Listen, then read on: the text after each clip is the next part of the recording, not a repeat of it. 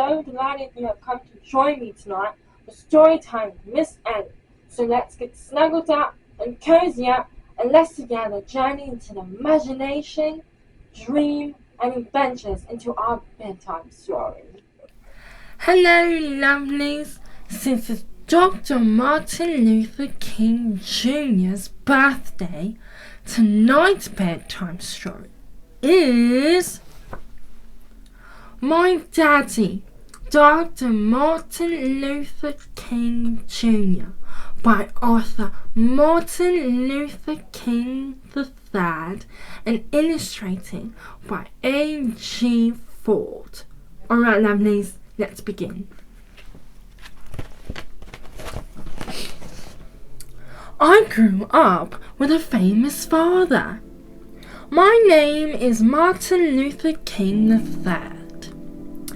But when I was a kid, my friends and family called me Marty, so no one would confuse me with my father, the Reverend Martin Luther King Jr. When I was 5 years old, my dad gave one of his most famous speeches. I have a dream that one day this nation will rise up and live out the true meaning of its creed, that all men are created equal, he declared. I have a dream that my 4 little children will one day live in a nation where they will not be judged by the color of their skin, but by the content of their character. I am the second of those 4 children he spoke about. There have been a lot of books written about my father, but not a whole lot has been written about my dad. This book is about my daddy, what it was like to live with him, and how much I loved him.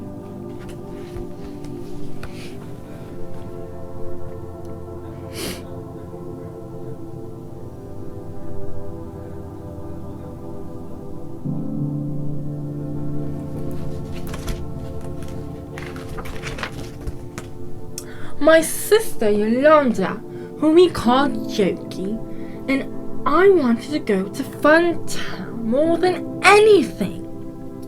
Well, kids, Daddy is working very hard so that you and all children can go to Fun Town.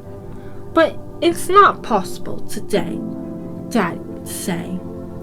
Maybe next week. But that week never came. You just don't want to take us, Yoki wailed. And finally my mother explained we were not allowed in Funtown. The rides and the roller coasters were for white people only. That's how it was when I was growing up. My dad fought to change that.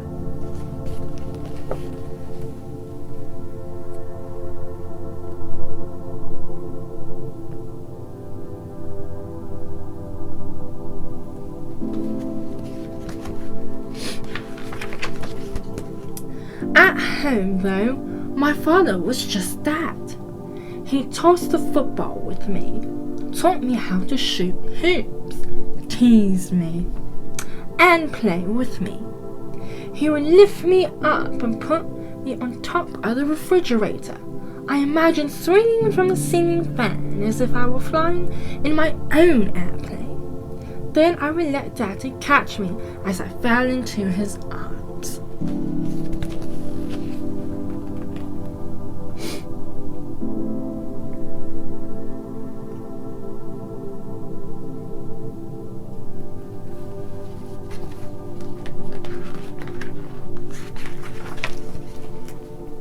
Away from home, things were different. It wasn't always easy being the son of Martin Luther King Jr. What's your name? The 2 older boys asked. I don't remember, I said. I forgot. I knew that it was wrong to lie. Why would you say that, Marty? My mother asked later. You know your name. It's your father's name. I knew. and I knew why I hadn't said my name, because I was afraid.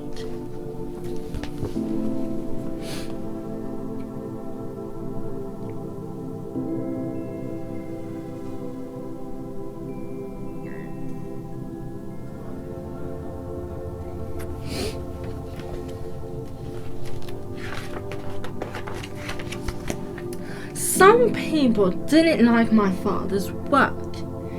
He was stirring up trouble, they said. My father never stole anything or hurt anyone. Even so, he was thrown into jail more than 30 times. He had the courage to stand up and say, "This law is unfair," and sometimes he was arrested for that.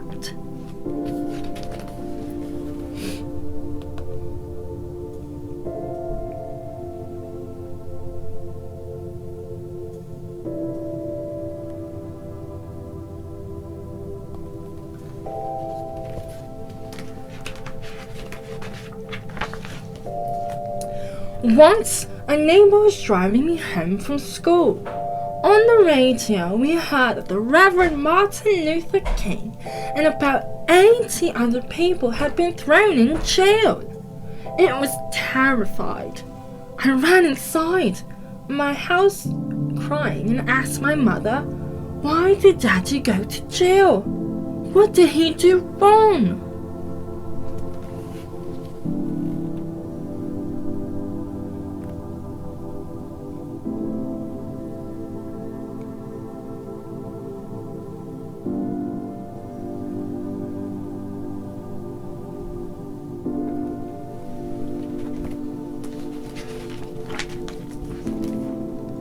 My mother hugged me.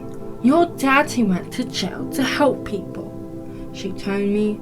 "Some people don't have enough to eat, or comfortable homes, or clothes to wear. They are not as fortunate as we are. Daddy went to jail to make it possible for all people to have these things. Don't worry, Daddy will be coming back."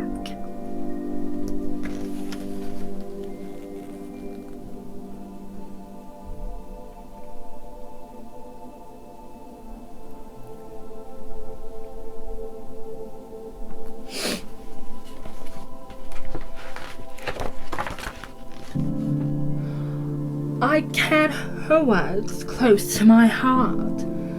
A year later, when Danny was arrested again, Yoki was afraid that he wouldn't be back for Christmas. This time, I was the one who consoled her. "Don't cry, Yoki. Danny will be back. He has to help the people. He has already helped some people, but he has to help some more. And when he finishes, he'll be back."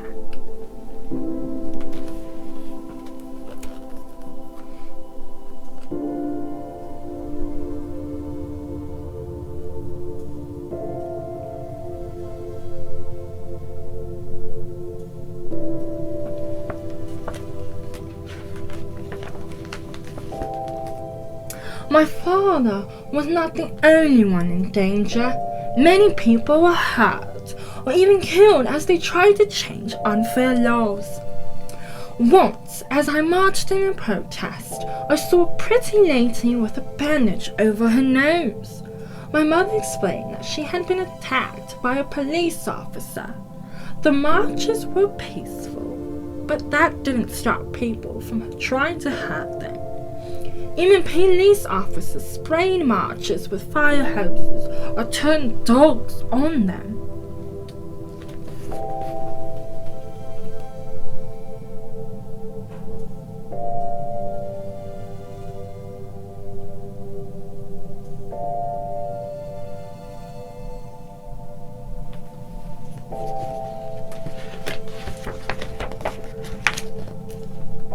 Later, a police officer came up to us with a huge dog that growled at me.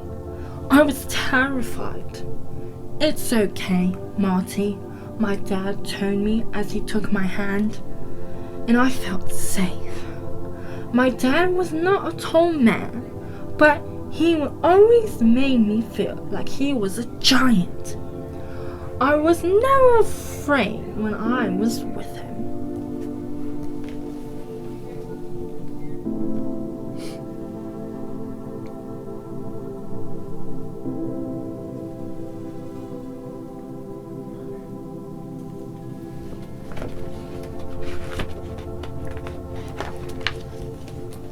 No matter how bad it got, my dad never fought back.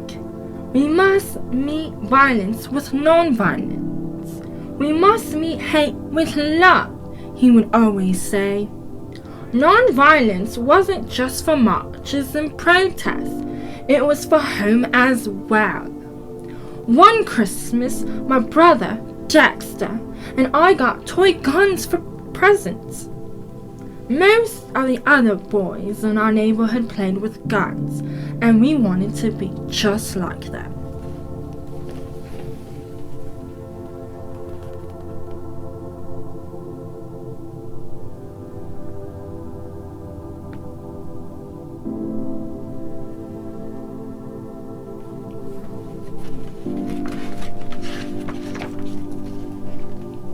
But we knew that guns were wrong. They were not toys. They were machines made to hurt and kill. Together, the whole family took the guns outside, made a bonfire, and destroyed them. That night, as my brother and I watched our gift burn, we believed we were destroying all the hate in the world.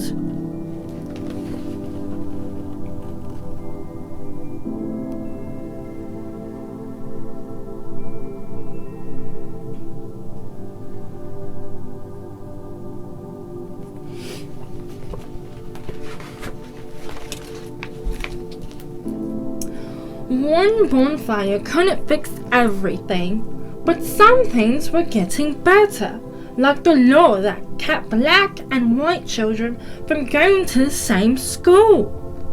When I was in 3rd grade, that law was finally changed. My mother told Yoki and me that we'd be going to a new school in September. I didn't want to be the new kid who sat alone. Yoki felt the same way. We don't want to go, we complained. We don't want to be the only black kids at school.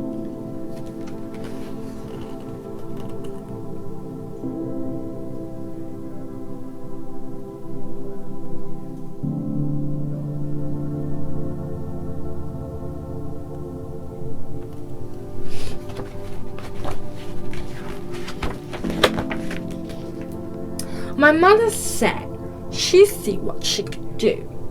The day before school started, we found out that our 3 friends, the Amindans, were going with us to Spring Street School. I was glad to have my friends and my sister with me, because when we got to school, there were flashbulbs going off and TV cameras everywhere. Why did reporters want to talk to us? We were just kids going to school like everybody else.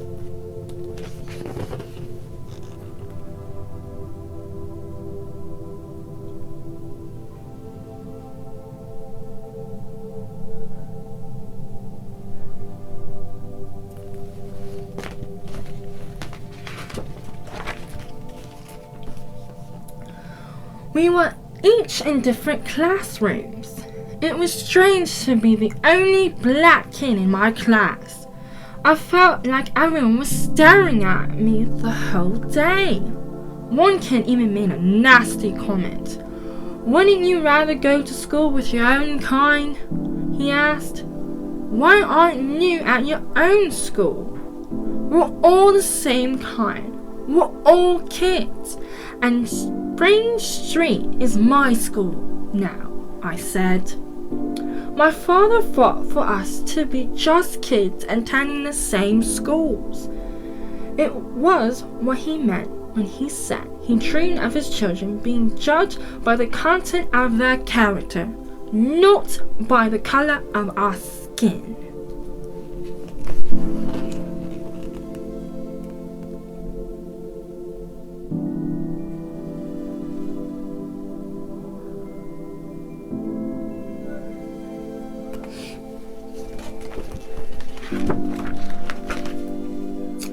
One school at a time, one child at a time, one heart at a time. That is how the world is changed. By reaching out to other people with kindness and compassion, my father was changing minds and unfair laws. He once said, "We have power within us, and which is more powerful than the power of bullets." That power was love and faith. It was a bullet that ended my father's life, but it did not stop his message. It did not stop his work. My father was there to see me start school, but he wasn't around to see me graduate. I was only 10 years old when he was killed. I was so young when my dad died, but I'm blessed with the memory of a warm and playful man. And I'm reminded of him everywhere I go. There are streets and churches and schools named for my father in almost every city in the United States. And on the third Monday of every January, we celebrate his birthday as a national holiday. These things honor his memory and keep his spirit alive. We must continue to change minds as my father did. We must continue my father's work for freedom and equality for all. It wasn't always easy being his son, but I'm so proud to be that son. And I'm so proud to share his name.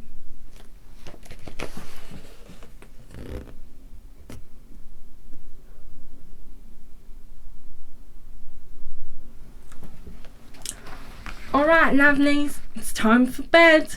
Good night. Hello, lovelies. If you liked this video, give it a thumbs up. And if you want to see more videos, hit the subscribe button down below. And please leave any comments on what future bedtime stories you want me to read. See you in a bit.